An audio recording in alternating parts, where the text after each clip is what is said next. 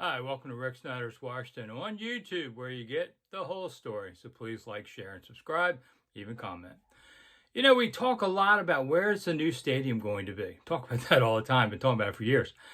But we don't talk about what it's going to be like.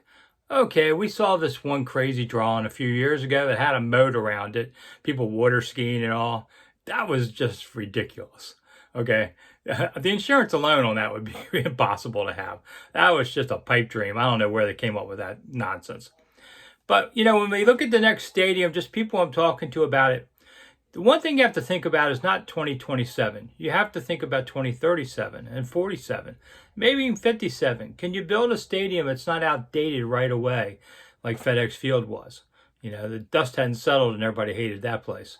It was built for efficiency. Jack and Cook really liked the Giant Stadium. It was kind of cool for its time, but it outdated badly.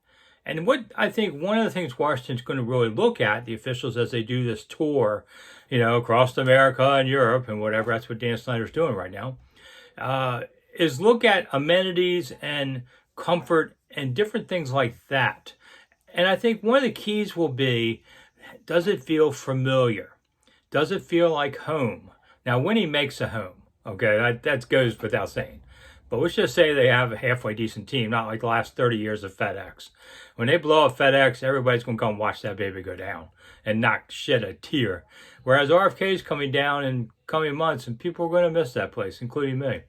But they want to find a place that makes you feel like it's home, so you come back. And the real key to that one around here is Camden Yards.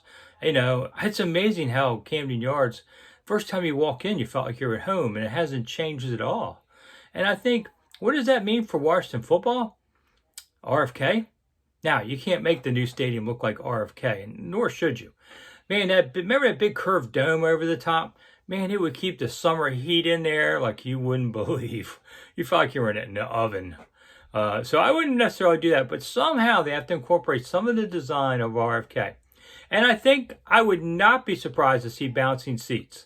That, you know, people love that kind of thing. And that they bounced, for those of you I know watching this that are old enough to remember RFK, and there's a lot of you now, because we left in 1996.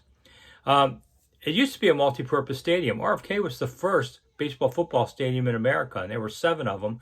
It's the last one still standing because it just didn't work out as well. But they used to have to push the bleachers in and out. They had motorized ways of doing it. And so they were temporary stands in a way for football. And so they would bounce up and down behind the benches. And people did it. And it was a pretty cool experience that you won't see elsewhere. But I bet you see it in the next stadium. All right. People are going to want enhanced experience. That's the new key word now that we hear. And, you know, the young people today, it's not about just coming and watching a ball game. You know, I hear them say, oh, you know, this, that sucks. And I'm thinking, what, is there a pole in your way? You can't see the field or something like the old days? You go, no, I can see the field fine. That's what I go to see. I grab a beer and a hot dog. I watch the game. But that's not what young people do today. They're coming there to hang out with their friends. They want to do the social media while they're there. You know, they want upscale stuff. Now, champagne at beer prices, you know, who's paying for that? I don't know. But I assume rich folks are going to the next stadium. I expect tickets prices will probably be twice what they are now. So, you know, you Dems and Does people like me, you can watch on TV. Maybe you go to a game.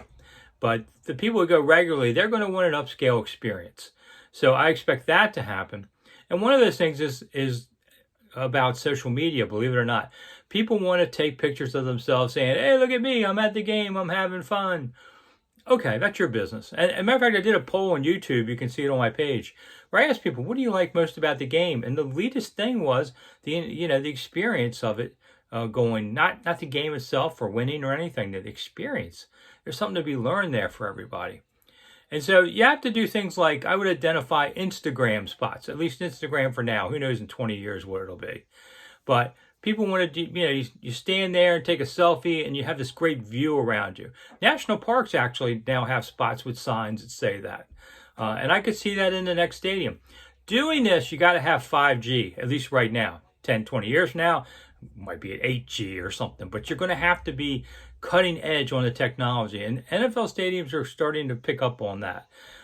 So you're going to see that more and more. But you have to have the wireless supercharge whatever it's going to take to do these kind of things. So that's going to be important. And of course, you're going to have so many TVs because people don't want to leave the experience of watching, 10 games at once at home. They want to know what's going on around the league. I mean, you think you just say, look at the game, watch the game, be in the moment. It's just not where we're at in the world anymore. So I guess the internet turned us all into cyber computers, but that's what's happening. Sports books, man, that's coming in. I hate the hell out of it, but you're going to see it. You're already seeing it now at Cap One Arena, and you're going to see that at the next Washington football team stadium, I'm sure. So people want to bet on things. I don't really agree with this, but okay. But it's sort of like the racetrack, doing that. Touch-free food systems, where you basically, now we have it where you have your phone, you wave your phone where the credit card used to go, and it goes beep, and you move on. Man, you millennials, you really know how to figure this stuff out. I give you that. I feel older every time I see stuff like this. But these are the kind of things. What about the outside of a stadium? The tailgating, I think that's something that's kind of going to fade back some. I don't see the next stadium having huge parking lots like that. There'll always be tailgates, but I don't think it'll be quite the same thing as what you see in recent years on all of that. So, in the stadium itself, I would guess 60,000 might be it because it's getting too expensive for a lot of people to go often. And, they can watch it on TV and all this stuff happens. And America's changing. And the young people don't, they don't come to games because they want to see Washington win so much as they want to see the experience. Also, they don't have the ties to all this.